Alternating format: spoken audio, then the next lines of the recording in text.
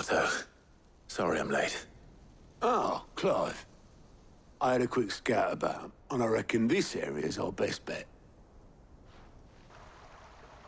Seems Blackthorn's the only one who thinks smithing with his Stardust stuff's a good idea. It's just lying here, waiting for any old fool to fill his boots. But unlike any old fool, you thought to bring a wagon. Well spotted. Now get filling.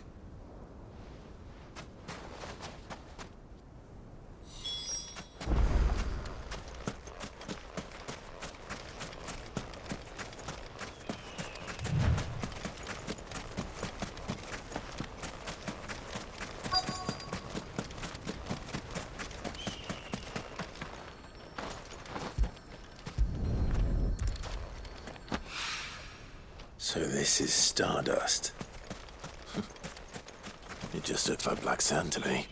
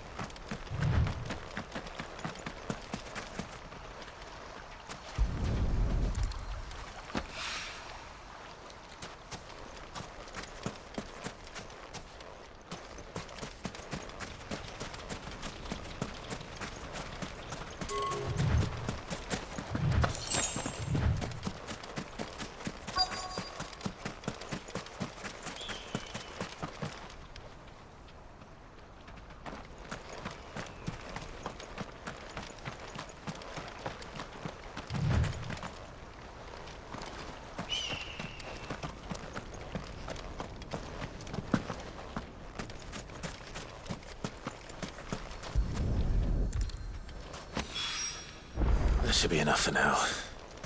Let's see how Otto's getting on.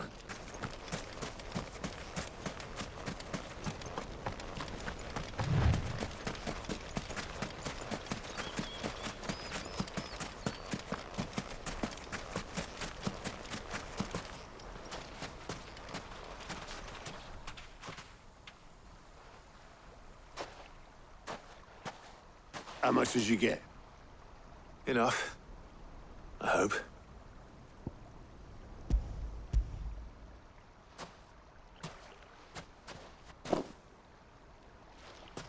More than me. Put it all together and I can't see Blackthorn complaining. Much. Here, Clive. Do you fancy a walk?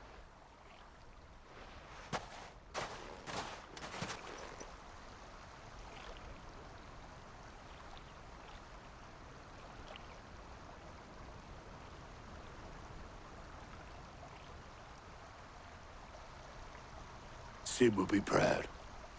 Of what? Of you, you idiot. The way you've carried on what he started. When we first met, I had you down as a spoilt little puppy who enjoyed nothing more than biting the hand that fed you. But 5 years on, you're the one doing the feeding. So thanks for proving me wrong. You weren't wrong. But I changed. Thanks to Sid. And thanks to you. When I suggested taking on his name, you were the first to back me. And if you hadn't, no one else would have. I couldn't have done any of this without you, Otto. Don't give over. You're making me blush. All I did was choose hope over despair. I gave you a chance, yes. But you're the one who took it. You took a rabble of homeless, hopeless outcasts and put them back on their feet.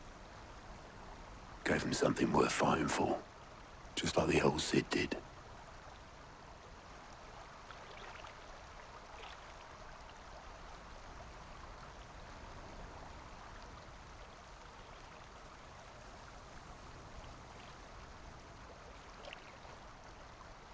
about time I was heading back, I reckon. All this scrabbling about in the sand's taken its toll on the old pins. I'll see you back at the hideaway then. You can take a well-earned rest when you get there. Oh, I plan to. Believe you me. But I'll make sure Blackthorn gets his precious black sand before I put my feet up. He'll only moan otherwise.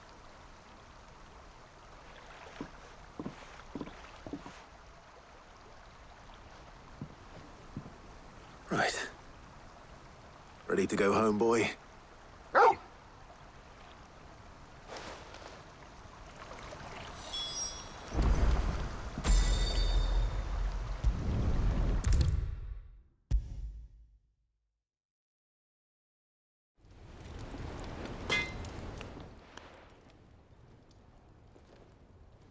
Blackthorn. Got everything you need? Yeah. Yeah, I do. Cheers for the Stardust.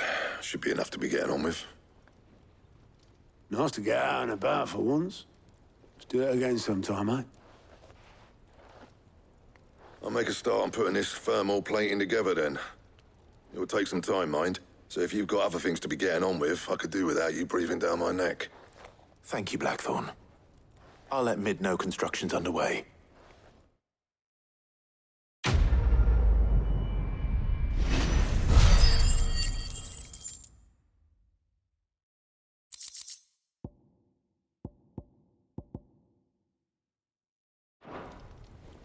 Suppose we'd better be getting back to work too.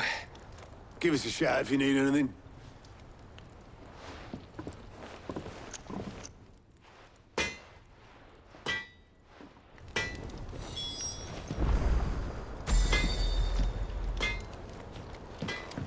He cracked the crystal too?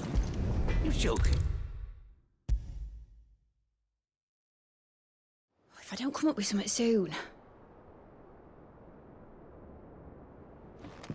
You'll be pleased to hear that Blackthorn's started work on the plating. Excellent. 1 down, 2 to go. So, what's next? The helm, of course. For this, we'll be repurposing fallen scrap. Salvage from the ruins? I thought that material was all but impossible to work. Ah, but we don't have to. I'm sorry? Just so happens there's one particular ruin that's broken into exactly the right shape and size pieces for what we need. What's the name back there? I'll give you all the details. What's her name? Right.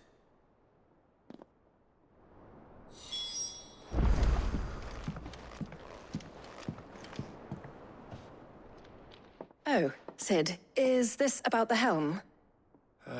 Yes. Mid said I should speak with you. I'll show you the plans then. Here you see the Mithril engine, in which Mithril is burned to generate heat. That heat is then harnessed to produce motive force. Excess heat is dealt with by means of the thermal displacement stack, which disperses it into the surrounding air. Now, were we to rely on thermal plating alone to achieve this effect, the rate of excess heat buildup would far exceed the displacement coefficient of the plating. In other words, the reactor would overheat and eventually explode. This is where the helm comes in. It connects to the plating, you see, and serves as a sort of thermal sink to absorb all that excess energy. Our experiments have shown that fallen ceramics are remarkably thermophilic. They can withstand and absorb levels of heat far above anything we are able to make today. And not only that, they're also waterproof and immune to rust, making them the perfect material for our protective hood. Why, if sea or rainwater were to enter the reactor proper, it would vaporize instantly. The forces produced would tear the ship from stern to... You can stop there. I understand. Mid said we might be able to use parts of a fallen ruin. Where would I find it? Ah, yes. It's in Lorbert's Pass, near Lostwing. The thing is, well, I probably should have arranged to have the pieces we need brought here sooner. You see, a certain unwanted visitor has taken up residence there. It's no longer a matter of just walking in and taking them. It's, going to be considerably more dangerous than that.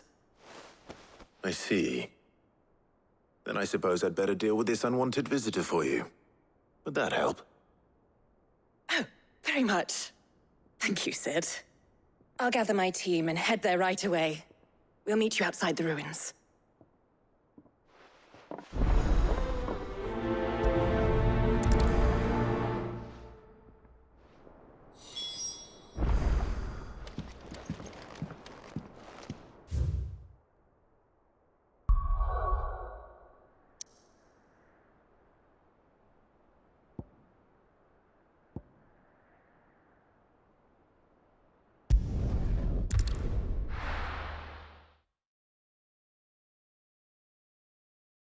I'll be taking you all to a storehouse in the Bales.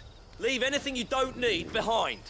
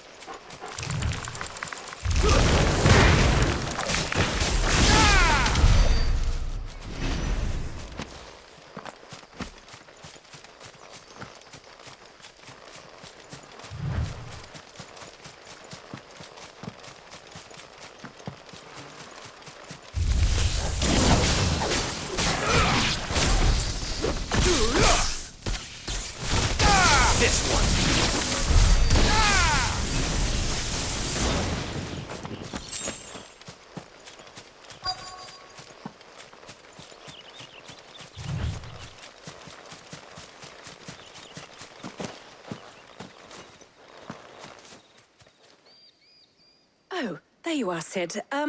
Thanks so much for coming. The, ruins are just over there, as is the creature I told you about, I'd imagine.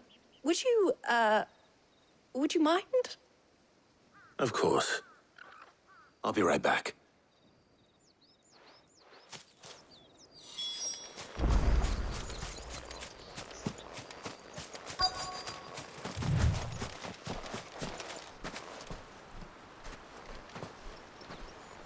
Anybody home?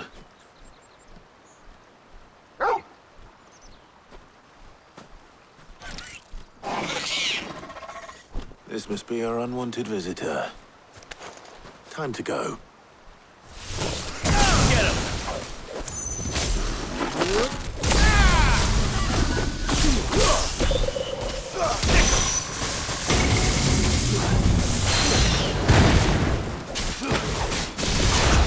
Over here!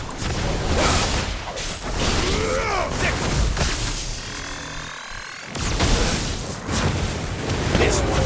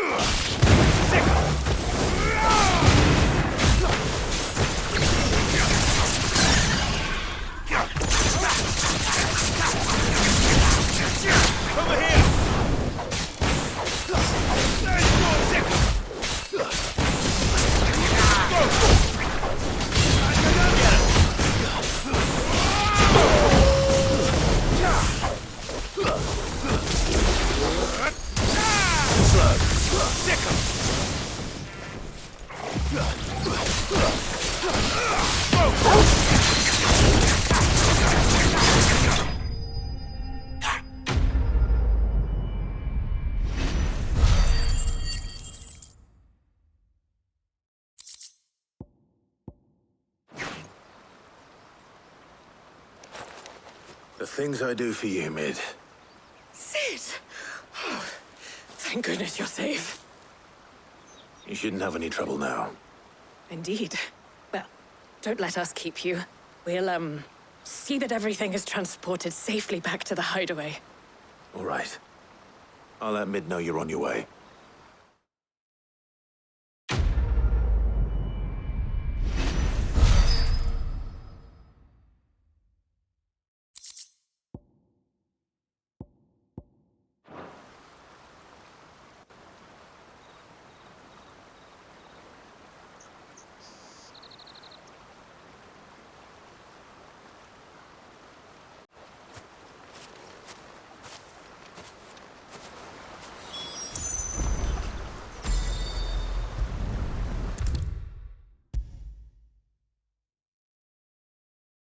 If I don't come up with something soon.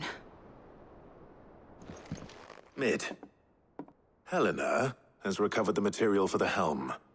She'll be along shortly. Excellent. Another job well done. And just one remaining. Right. Right, the shielding. This one's a bit of a bugger. How so? The plating's enough to stop the engines going pop, but those things will still be spitting out enough fire to set the rest of the ship ablaze. Which is why you need proper shielding.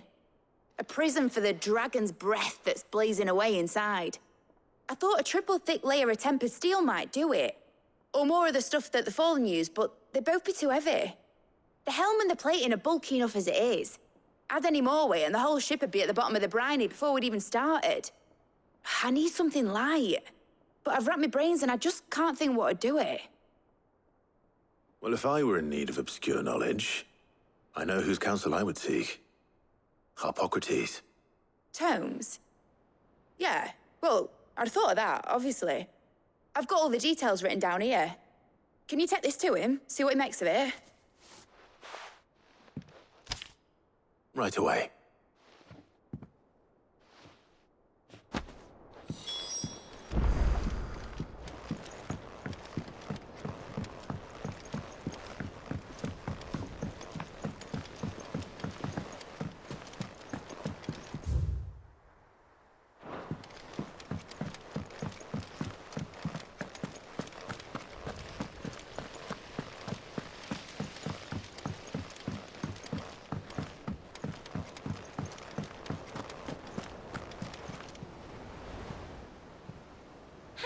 Help you today, Clive?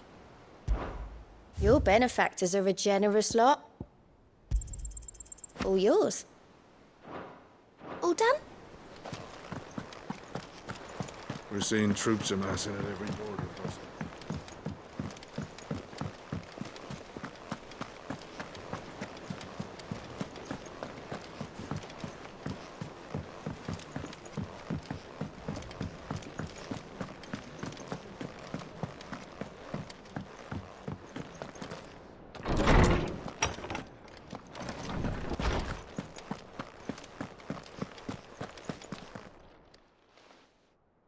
Harpocrates, do you have a moment?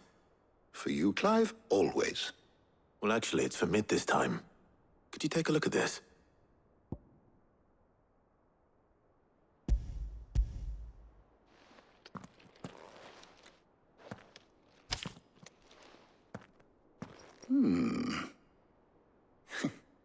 Shielding for a mithril engine? Whatever will that girl think of next? And what are these notes around the edges? She has some specific requirements for the materials. The shielding needs to be able to resist extreme heat on the inside, and yet remain cool enough on the outside not to set the ship alight, while also being light enough not to sink it. As you can imagine, she's struggling to find anything that meets her needs. I see. I wondered if you might know of a solution. Or if you might be able to search the records for one. Perhaps it is not a different material she requires, but a different approach. What do you mean? Consider the lake we have made our home. Its blighted waters eat away far more quickly than fresh water or even brine, at timber and steel alike. And yet, we have made a home here from those very materials nonetheless. We have. But Bardolph must varnish every board twice over to keep it from rotting. And Obolus complains that without a constant supply of... pitch. I see. Early Gregorian histories speak of a preparation known as moon dew. It is said to be able to resist even the most ferocious flames.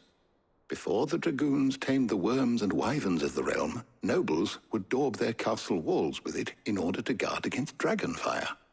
So if we could recreate it... It might be applied to some material or other in order to provide the protection Mid requires. As to how best to apply it and to what material, perhaps Bardolph and Obolus might be of assistance. I shall speak to them and see what wisdom they might have to offer. If you would be so kind as to procure the necessary ingredients, I shall discuss the specifics of how it might be most effectively put to use with our two friends. The knowledge of the past may yet prove useful to we of the modern era. Thank you, Harpocrates. And since you're asking others to help you, perhaps I should too.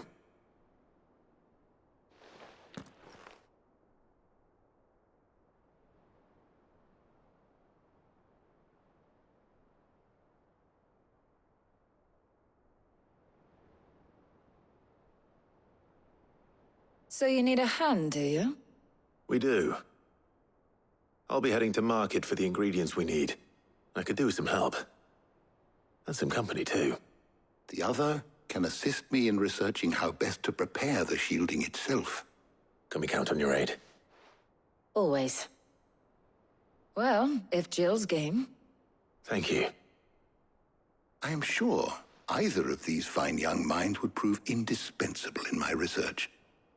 I leave the decision as to who will go with whom in your capable hands, Clive.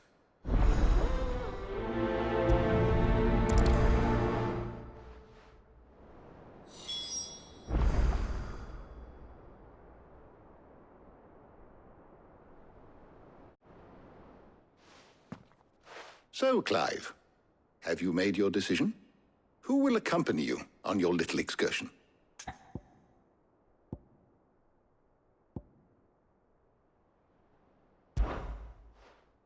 Very well. So then, what do we need to find? I have taken the liberty of preparing a list. Here. White chocobo eggs. Pepio nuts. Are you sure this list is right? Everything on here seems very edible. I would have thought the ingredients would be a little more exotic. Though these items may seem mundane, they have potent effects that are rarely exploited, effects for which they were once highly prized. So much so, in fact, that they were harvested almost to extinction, hence moon dews having fallen from favor. Now, of course, they can be obtained with ease. You should be able to find everything you need at the market in Northreach. Is that so? I've been meaning to visit Northreach anyway. I'll set out now. Join me there when you're ready. I will. Until then. You two enjoy yourselves. You too, Talia.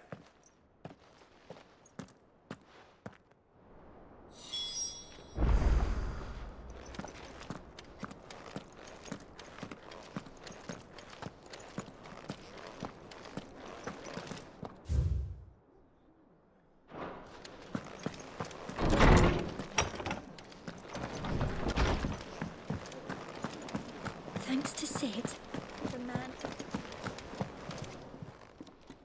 Is it business or pleasure? Coin purse weighing you down?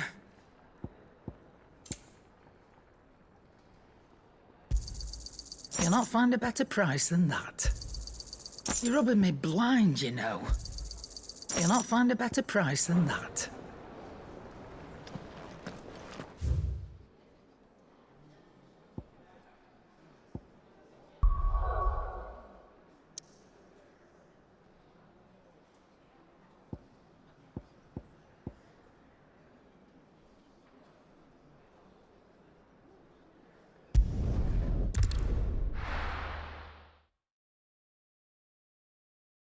Now, where's Jill?